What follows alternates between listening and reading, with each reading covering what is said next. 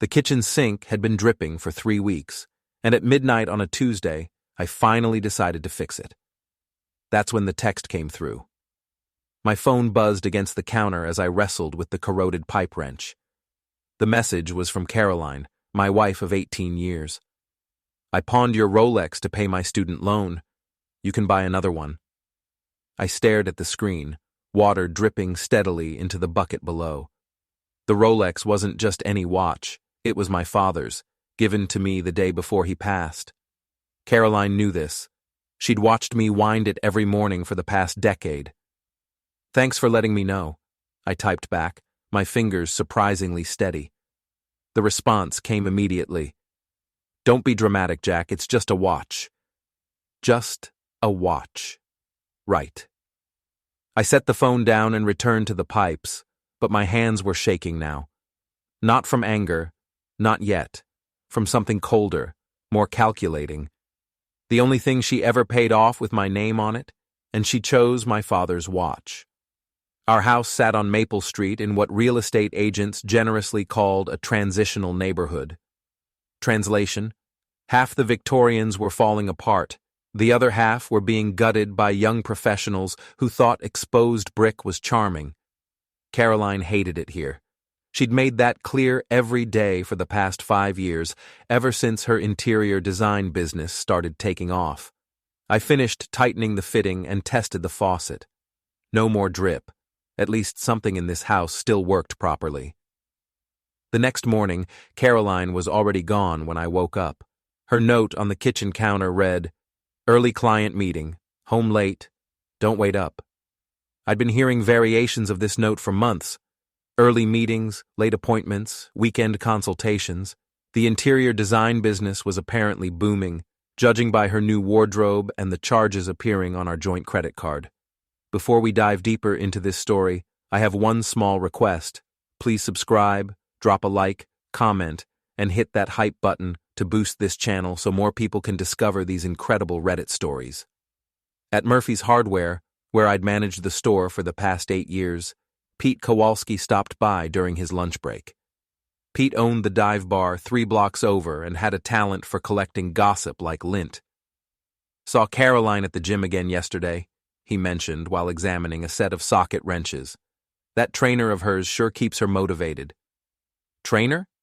"Yeah, that guy Evan. Tall, dark hair, drives the red Tesla. Seems real hands-on with his instruction, if you know what I mean." I knew exactly what he meant. That evening, I decided to surprise Caroline with dinner. I stopped by Romano's, picked up her favorite pasta, and headed to her office downtown. The building was mostly dark except for a few scattered windows. Caroline's design firm occupied the 3rd floor. I took the elevator up, balancing the takeout containers. The hallway was empty, but I could see light under her office door. As I approached, I heard voices. Caroline's laugh, followed by a deeper male voice. "We should be more careful," the man was saying. "Jack's clueless," Caroline replied. "He hasn't noticed anything yet." I stood frozen in the hallway, holding containers of cooling pasta. "When are you going to tell him?" the man asked. "Soon, after I figure out the finances. I need to make sure I get my fair share." I backed away from the door, my footsteps silent on the carpeted hallway. In the elevator, I stared at my reflection in the polished steel doors. Clueless Jack, apparently. At home, I ate the pasta alone and waited. Caroline arrived after midnight, claiming exhaustion from a difficult client. She kissed my forehead absently and headed straight for the shower. While she was washing off her evening, I noticed her phone on the nightstand. We'd shared an Apple ID for years, one of those married couple conveniences that suddenly seemed less convenient. I picked up the iPad from my side of the bed and opened the messages. What I found made the pasta turn to concrete in my stomach. Months of texts between Caroline and someone named Evan, photos I never wanted to see, plans for weekend getaways I'd never heard of, and worse, detailed discussions about cutting ties and starting over. The most recent exchange was from earlier that evening. Evan: "When do we move in together?"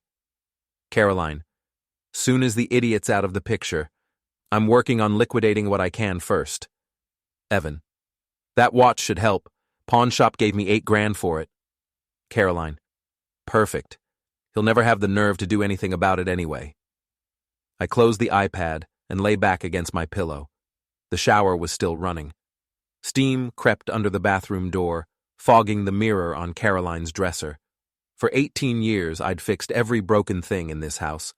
Leaky faucets, creaky stairs, drafty windows. I was good at fixing things, finding solutions, making repairs that lasted. Time to put those skills to work on a different kind of problem. The next morning, I called in sick to work for the first time in 3 years. Instead of opening the hardware store, I drove to Millfield Pawn and Gold, a dingy shop wedged between a laundromat and a check-cashing place. The owner, a heavy-set man named Russo, remembered the transaction clearly. "Beautiful piece," he said, pulling up the record on his computer. "Woman came in last week, said it was her husband's, but he needed quick cash for medical bills." Medical bills? That's what she told me. Seemed real urgent about it. Took my first offer without negotiating. He showed me the paperwork. Caroline's signature, her driver's license number, and a timestamp from the previous Thursday, the same day she'd claimed to be at an all-day client presentation in Boston. "I'll need a copy of this," I said. "You the husband?" "I am."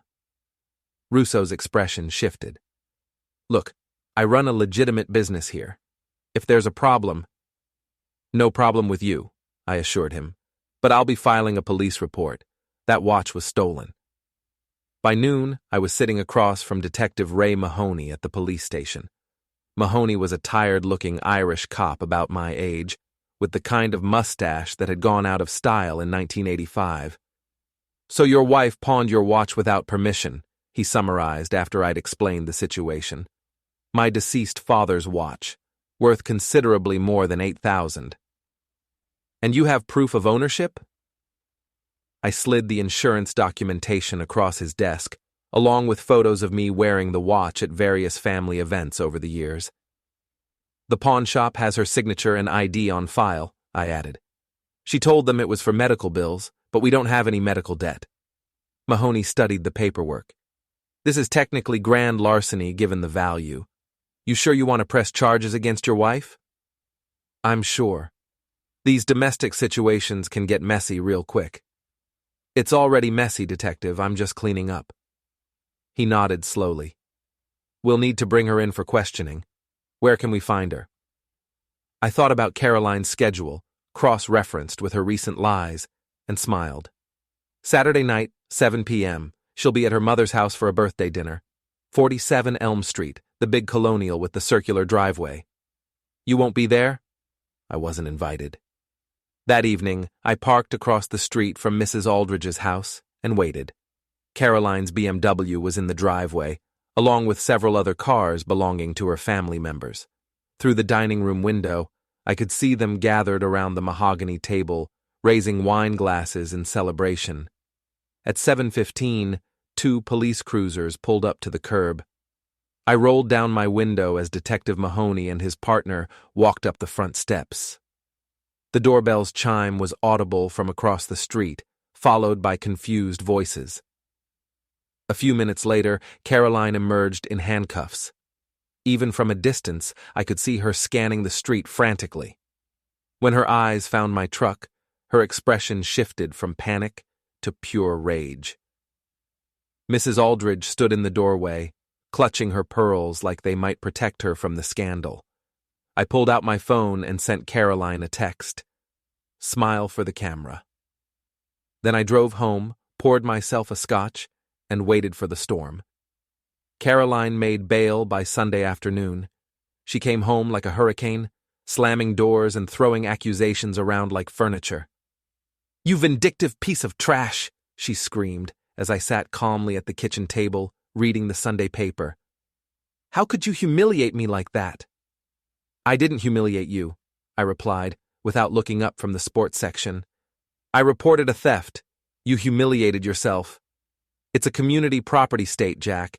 Half of everything is mine anyway." "Including my father's watch?" She faltered for a moment, then regrouped. You're going to regret this. I'll tell everyone what you're really like. The drinking, the anger issues. What anger issues? I folded the paper and looked at her directly. I haven't raised my voice once during this conversation. That seemed to infuriate her more. She stormed upstairs, and I heard drawers slamming as she packed a bag. 20 minutes later, she was gone again. By Monday morning, the story had spread through town like spilled paint. Pete called me at the hardware store with updates every hour. Heard she spent the night in lockup, he reported gleefully. Mugshots already making the rounds on Facebook. People have too much time on their hands, I said, but I was secretly pleased. Trish Brennan stopped by the bar last night. You know, Caroline's business partner? She seemed real interested in talking about your wife. That was interesting. Trish and Caroline had been friends since college, partners in the design firm for 5 years. If Trish was gossiping about Caroline, something had shifted. Tuesday evening, my phone rang. Unknown number. Jack, it's Trish. We need to talk. About what? About Caroline, and what she's been doing behind your back. Can you meet me at Murphy's in an hour? Murphy's Tavern was the kind of place where conversations got lost in the ambient noise of clinking glasses and sports commentary. Trish was already there when I arrived, nursing a gin and tonic in a corner booth. She looked nervous, fidgeting with her wedding ring and avoiding eye contact. I should have called you months ago, she began. But I thought maybe it would burn out on its own. The affair? Affairs, plural. She pulled out her phone and set it on the table between us. Caroline's been cheating for years, Jack. Evan's just the latest. The photos she showed me were damning.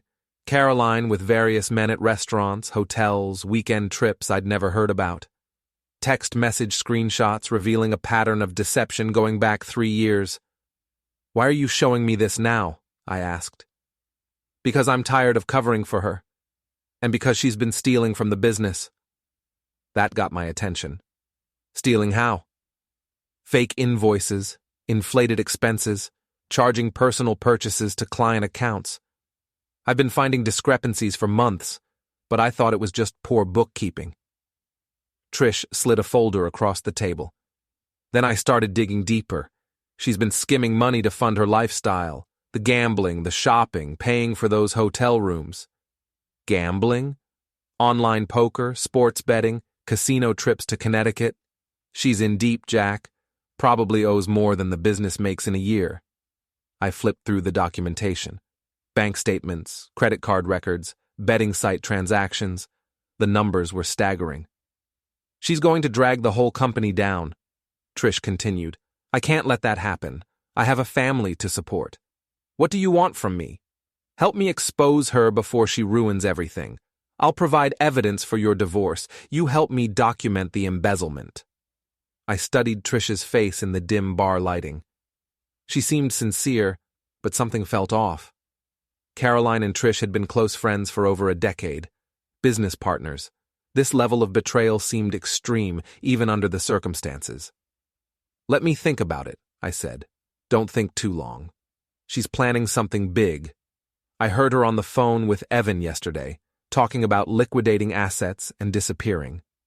That night, I sat in my kitchen with Trish's evidence spread across the table. The scale of Caroline's deception was breathtaking. Not just the affairs, but the financial fraud, the lies, the systematic dismantling of everything we'd built together. My phone buzzed with a text from Caroline. We need to talk. Tomorrow, 7 p.m., Romano's. I stared at the message for a long time before responding, fine. Time for the next phase of my education in revenge. Romano's was crowded for a Wednesday night, which suited my purposes perfectly. Caroline was already seated when I arrived, looking polished and composed despite her recent legal troubles. She'd chosen a corner table, probably hoping for privacy. You look good, she said as I sat down, rested. I've been sleeping better lately. She smiled, but it didn't reach her eyes. Jack, we need to discuss this situation rationally. We're both adults. Are we? I know you're angry about the watch, and I understand that. It was wrong of me to take it without asking. But pressing charges? Having me arrested at my mother's birthday dinner?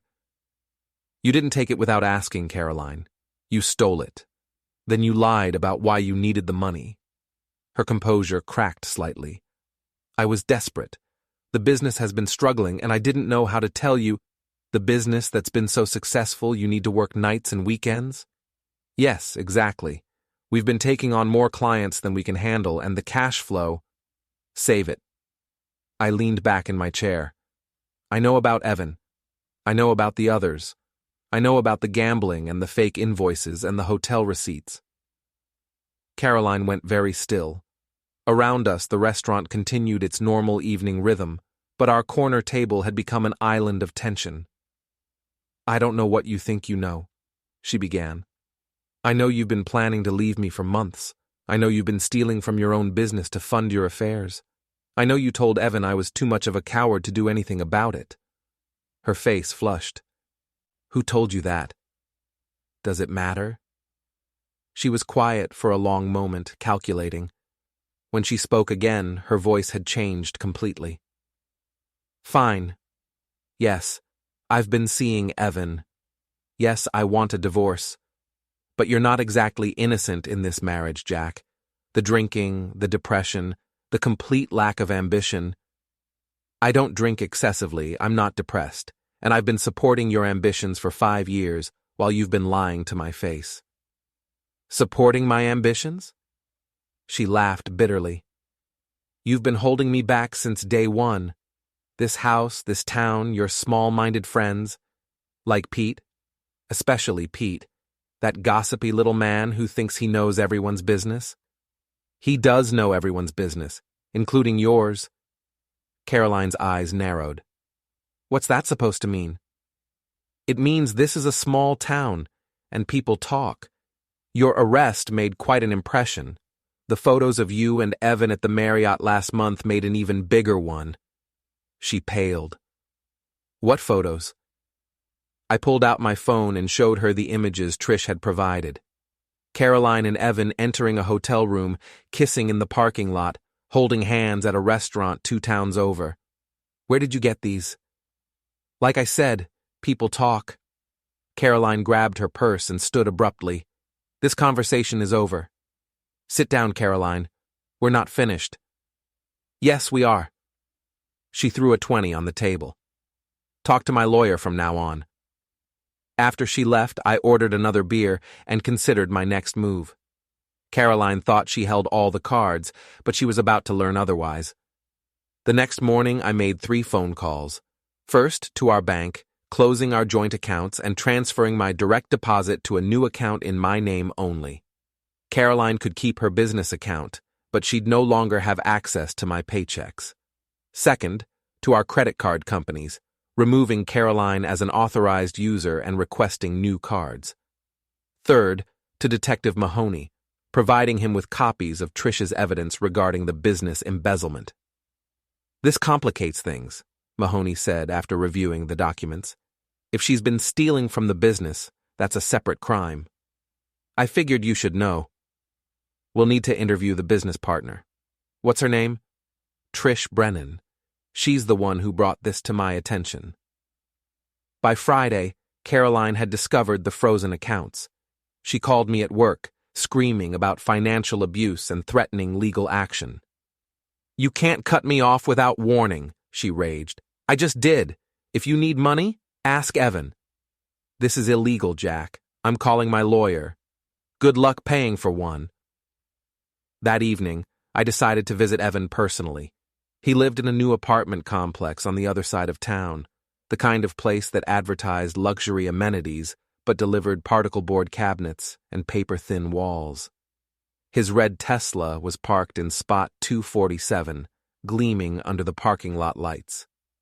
I walked around it slowly, admiring the paint job. Such a shame when nice things got damaged. I pulled out my house key and considered my options. The car probably had an alarm system, Security cameras were likely monitoring the area, and vandalism charges would complicate my situation unnecessarily. Instead, I went to the grocery store and bought a bag of frozen shrimp. 20 minutes later, I was back in the parking lot with a small screwdriver and the defrosted seafood. It took less than 5 minutes to remove the Tesla's cabin air filter and stuff it full of decomposing shrimp before reinstalling it. Evan wouldn't notice anything immediately, but once the car's ventilation system started circulating that aroma, he'd have a memorable driving experience. I left a note under his windshield wiper. Next time, park your morals inside. Saturday morning brought unexpected news. Trish called while I was having coffee, her voice tight with excitement. Caroline's been suspended from the firm, she announced. The board met yesterday after the police contacted them about the embezzlement investigation. That was fast. They don't want the scandal affecting our other clients. She's banned from the office pending the outcome of the investigation. How's she taking it? About as well as you'd expect. She showed up at my house last night, demanding I recant my statements to the police. And? I told her to leave or I'd call the cops myself. Jack, she's desperate now. Cornered. Be careful. Trish's warning proved prophetic. That afternoon, Caroline launched her counterattack. It started with social media posts painting me as an abusive, controlling husband who'd manipulated the situation to destroy her career. She claimed I'd been monitoring her communications, isolating her from friends, and threatening her physically. The posts were crafted carefully, designed to generate sympathy while avoiding specific accusations that could be disproven. Caroline had always been good at managing her public image. By evening, her version of events was circulating through town. I received several concerned calls from neighbors and co-workers, asking if I was okay and offering support. The general consensus seemed to be that Caroline's claims were suspicious, given the timing and her recent legal troubles.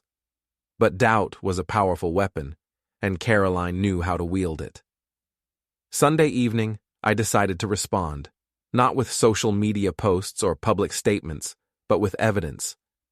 I created a simple website using one of those free hosting services, uploaded the screenshots of Caroline's text messages with Evan, copies of the pawn shop documentation, bank records showing her gambling transactions, and the hotel photos Trish had provided. Then I shared the link with everyone in my contact list, along with a brief message. For anyone wondering about recent events, here are the facts. The response was immediate and overwhelming. Within hours, Caroline's sympathy campaign had collapsed under the weight of documented evidence. The screenshots of her calling me an idiot and discussing how to liquidate assets were particularly damaging. Monday morning, Caroline's mother called me directly. "Jack, I owe you an apology," Mrs. Aldridge said stiffly. "I've seen the evidence you shared, and I'm appalled by my daughter's behavior." "I appreciate that, Mrs. Aldridge. She's been staying here since her arrest, but I've asked her to find other arrangements. This level of deception is unacceptable. Where will she go?" "That's her problem to solve. She's made her choices." By Tuesday, Caroline was effectively homeless. Evan had apparently decided their relationship wasn't worth the social fallout and had stopped returning her calls. Her friends had distanced themselves after seeing the evidence of her lies. The design firm had changed the locks on their office. I might have felt sorry for her, if not for the 18 years of marriage she'd systematically destroyed. Wednesday evening, she showed up at my door. "We need to talk," she said, looking haggard and desperate. "I thought you wanted all communication to go through lawyers." "I can't afford a lawyer anymore." I led her into the kitchen but didn't offer her a seat. She stood awkwardly by the counter, a far cry from the confident woman who'd been planning my disposal just weeks earlier. "I know you hate me," she began, "and I understand why. But we were married for 18 years, Jack. That has to count for something." "It did count for something, until you pawned my father's watch to fund your affair. I'll get it back. I'll find a way to pay the pawn shop. I already got it back. Cost me $12,000 to buy my own property from a fence." She winced, I'll pay you back. With what money?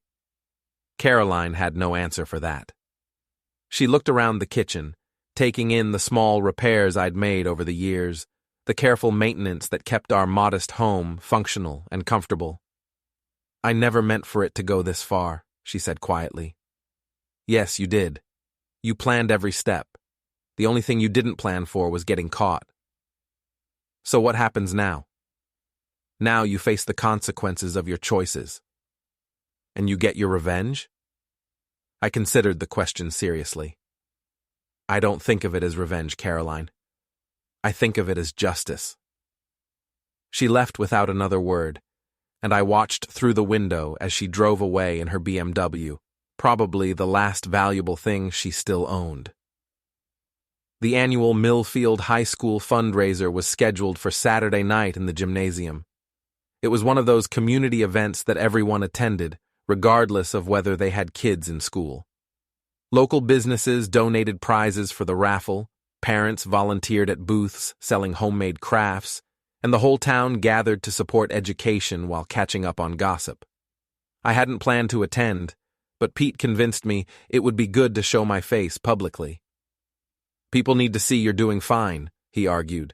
Let the town know you're not hiding from Caroline's accusations. He was right. I bought a ticket and showed up Saturday evening wearing my best shirt and a confident smile. The gymnasium was packed, decorated with streamers and balloons in the school colors. Tables were set up around the perimeter, selling everything from baked goods to handmade jewelry. In the center, folding chairs faced a small stage where the principal was preparing to announce raffle winners. I was examining a display of woodworking projects when I heard familiar voices behind me. "There he is," Caroline said loudly. "The man who destroyed my life." I turned to see Caroline and Evan approaching. She looked like she'd been drinking, her makeup slightly smeared and her voice carrying farther than she probably intended. Evan looked uncomfortable, glancing around at the gathering crowd. "Caroline," I said calmly. "Evan, enjoying the fundraiser?" "Don't pretend you don't know why we're here," Caroline snapped. "You've been spreading lies about us all over town." "I haven't spread any lies. I shared documented facts." "You manipulated evidence to make us look bad." "I shared your own text messages. If they make you look bad, that's on you." A circle of curious onlookers had formed around us. I recognized several faces from the hardware store, Pete from the bar, some of Caroline's former clients. Everyone was listening intently. "You're a vindictive, petty man," Caroline continued, her voice rising. "You couldn't stand that I found someone who actually cared about me." "Is that what Evan told you? That he cared about you?" Evan stepped forward. "Hey, leave me out of this." "You're already in it, Evan. You've been in it since you started helping Caroline spend my money." "That's between you and your wife. Ex-wife soon, and it became my business when you encouraged her to steal from me." "I never encouraged anything." I pulled out my phone and found one of the screenshot conversations Trish had provided. "Really? Because here's a text where you specifically suggest she pawn my father's watch to raise quick cash." The crowd murmured as I held up the phone. Evan's face reddened. "You can't prove those are real," he said. "I can prove they came from Caroline's phone. The police have verified the metadata." Caroline grabbed my phone, trying to see the screen. "You had no right to access my private messages." "They were on our shared iPad, the one we bought together with our joint credit card." "That's illegal surveillance." "No, that's marriage. Or was marriage, until you decided to upgrade." The principal had noticed the commotion and was approaching with a concerned expression. I realized this was my moment. "Excuse me," I called out to the crowd. "Since Caroline seems determined to air our personal business publicly, maybe everyone should know the whole story." "Jack, don't," Caroline warned.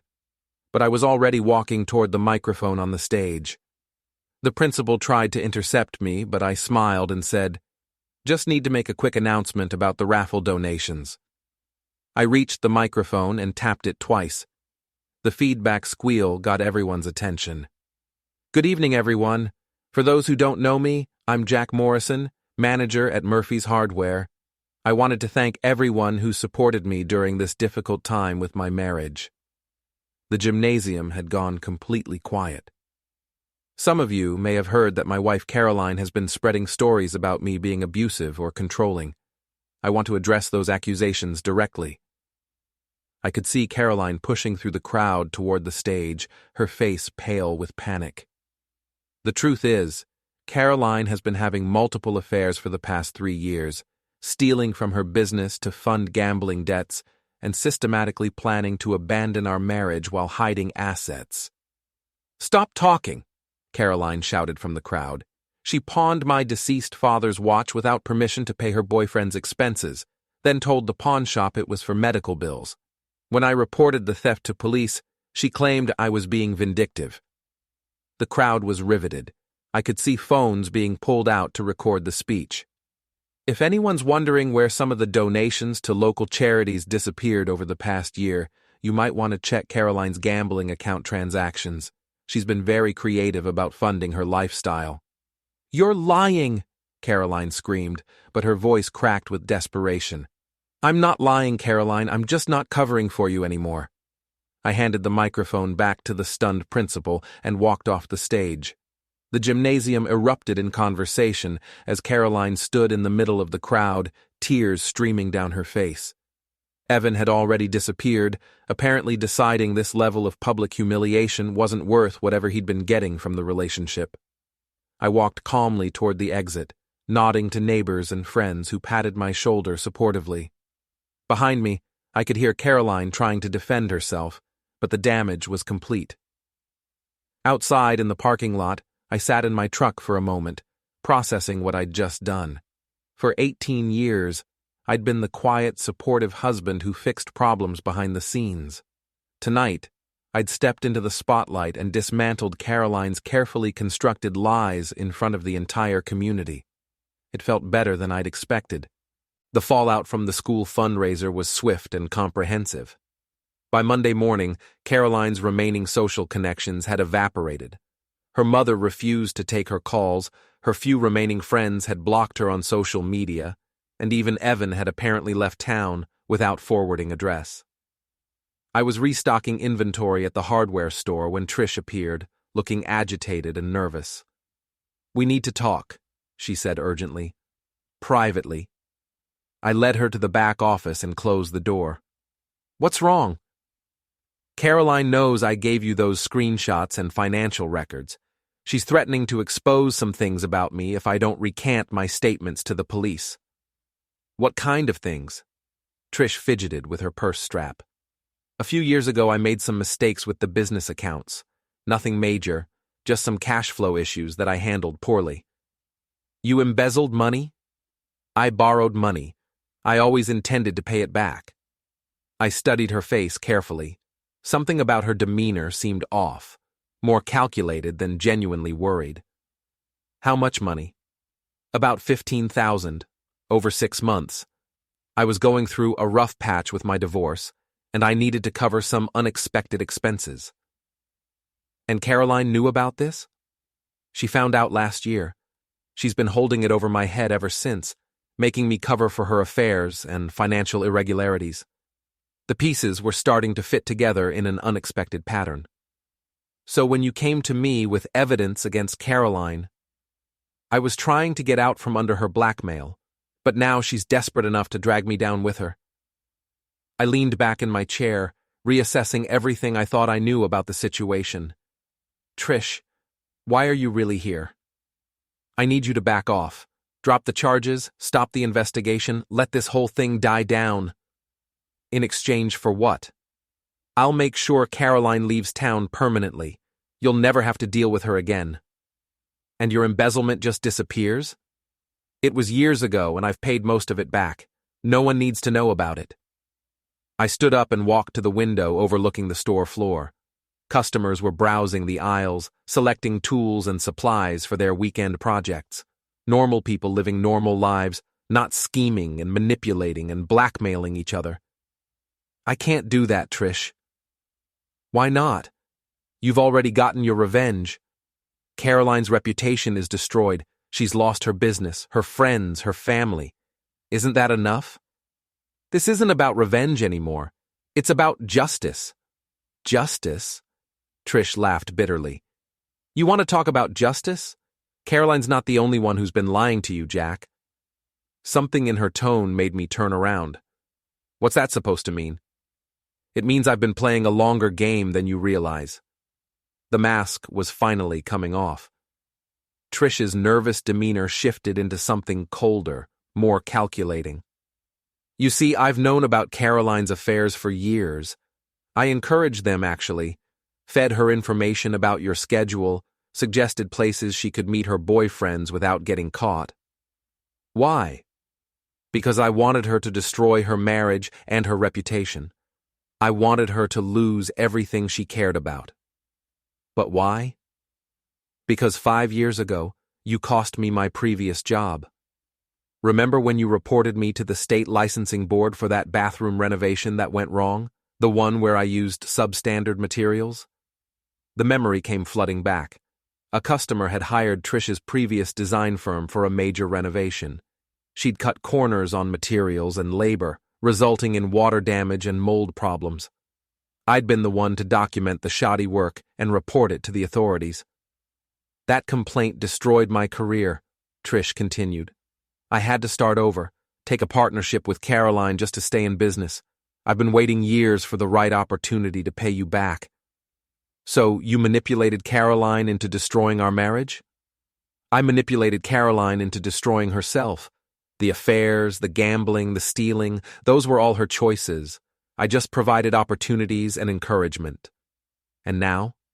Now I'm offering you a way out. Drop the charges, let Caroline disappear, and we all move on with our lives. I walked back to my desk and sat down, processing this new information. What makes you think I'd agree to that? Because if you don't, I'll make sure everyone knows you've been planning this revenge for months. I have recordings of our conversations, copies of the evidence I provided, documentation of how you systematically destroyed Caroline's life. You recorded our conversations? Every single one, including the part where you thanked me for helping you nail that cheating witch to the wall. I didn't remember saying those exact words, but they sounded like something I might have said in a moment of anger. So what's your end game, Trish? Caroline leaves town, you drop all charges, and I take over the design firm completely. Everyone gets what they want. Except justice. Justice is a luxury, Jack. Survival is a necessity. I pretended to consider her offer while actually planning my next move.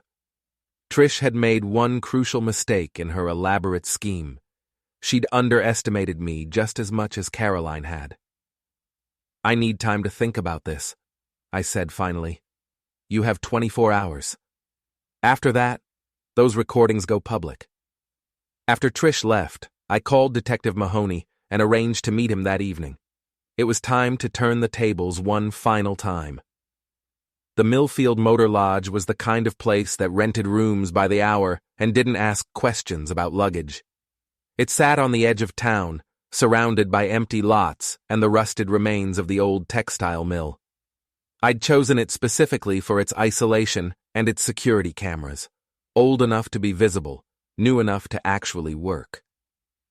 Trish arrived at 8 p.m. sharp, just as I'd requested in my text message. She parked her sedan next to my truck and walked to room 237, where I was waiting with the door open. I hope you've made the right decision, she said, stepping inside. I think I have. The room was exactly what you'd expect from a $40 a night motel. Faded carpet, mismatched furniture, and the lingering smell of industrial disinfectant. But it had one crucial feature I needed: a clear view of the parking lot through the window. So you'll drop the charges? Trish asked, setting her purse on the small table. I'll drop the charges against Caroline for the watch theft. And the embezzlement investigation? That's more complicated. Trish's expression hardened. We had a deal, Jack. No, we had a negotiation, and I've decided to counter your offer. With what? I pulled out my phone and showed her the recording app I'd been running since she arrived. with evidence of your confession to manipulating Caroline, blackmailing me, and embezzling from your previous employer. Her face went pale. You can't use that. I didn't consent to being recorded. Actually, I can. Connecticut is a one-party consent state for recordings. As long as one person in the conversation knows it's being recorded, it's legal. You're bluffing. Am I? I walked to the window and pointed toward the parking lot. See that van parked across the street? Detective Mahoney is inside listening to our conversation through a wire I'm wearing. Trish spun around, following my gaze. The van was clearly visible under the streetlight, and as if on cue, its headlights flashed twice. You set me up. I learned from the best. You've been manipulating people for years, Trish. Caroline, me, probably dozens of others. But you made one critical mistake. What's that? You assumed I was as stupid as Caroline thought I was. Trish lunged for her purse, probably going for her phone, but I was ready for that. I grabbed the purse and tossed it across the room. Here's what's going to happen, I continued calmly. You're going to confess everything to Detective Mahoney. The embezzlement from your previous job, the manipulation of Caroline, the blackmail attempt against me, all of it. And if I don't? Then I'll make sure everyone in town knows exactly what kind of person you really are. Your remaining clients, your family, your neighbors. I'll destroy your reputation just as thoroughly as you tried to destroy mine. You don't have the connections to pull that off. I don't need connections. I have evidence. And in a small town, evidence spreads faster than gossip. Trish sat down heavily on the bed, the fight going out of her. What do you want from me? I want you to face the consequences of your actions, just like Caroline is facing hers. And then what? Then you leave town, find somewhere else to practice your particular brand of manipulation. But you stay away from me, away from Caroline, and away from anyone else in Millfield. You're destroying my life. No, I'm exposing the life you built on lies and manipulation. There's a difference. A knock on the door interrupted our conversation. Police, open up. I walked to the door and let Detective Mahoney inside. He was followed by another officer I didn't recognize. Mrs. Brennan, Mahoney said formally, we'd like you to come with us for questioning regarding several ongoing investigations. Trish looked at me with pure hatred. This isn't over. Yes, it is, I replied. It's been over for a long time. You just didn't realize it yet. As the officers led Trish away, I stood in the doorway of the motel room and watched her sedan being towed from the parking lot. Another loose end tied up, another problem solved. My phone buzzed with a text message from Caroline. I know what you did to Trish. We need to talk. I deleted the message without responding and walked to my truck. Caroline could wait. I had more important things to do, like going home and fixing the squeaky hinge on the front door that had been bothering me for weeks. Some problems were easier to solve than others, but they all required the same basic approach: patience, the right tools, and a willingness to see the job through to completion. As I drove through the quiet streets of Millfield, past the houses where normal families were settling in for the evening, I reflected on the events of the past month. Caroline was facing criminal charges and social exile. Trish was looking at serious jail time for multiple counts of embezzlement and blackmail. Evan had fled town rather than face the consequences of his role in the affair. And me? I was going home to a house that was finally, truly mine. No more lies, no more manipulation, no more people who thought they could take advantage of quiet, dependable Jack Morrison. I pulled into my driveway and sat for a moment, looking at the modest Victorian that Caroline had always hated. The paint was a little faded, the porch steps could use some attention, and the lawn needed mowing. But it was honest work, the kind of maintenance that actually fixed problems instead of creating new ones. Inside, I poured myself a scotch and sat at the kitchen table where this whole mess had started with a text message about my father's watch. The watch was back on my wrist now, ticking steadily, keeping perfect time. Tomorrow, there would be more fallout to deal with. Caroline's trial, Trish's sentencing, the inevitable gossip and speculation that would follow both cases. But tonight, for the first time in months, I was alone in my own house with nothing to hide and no one to cover for. It felt like justice. It felt like peace. Most of all, it felt like the last laugh.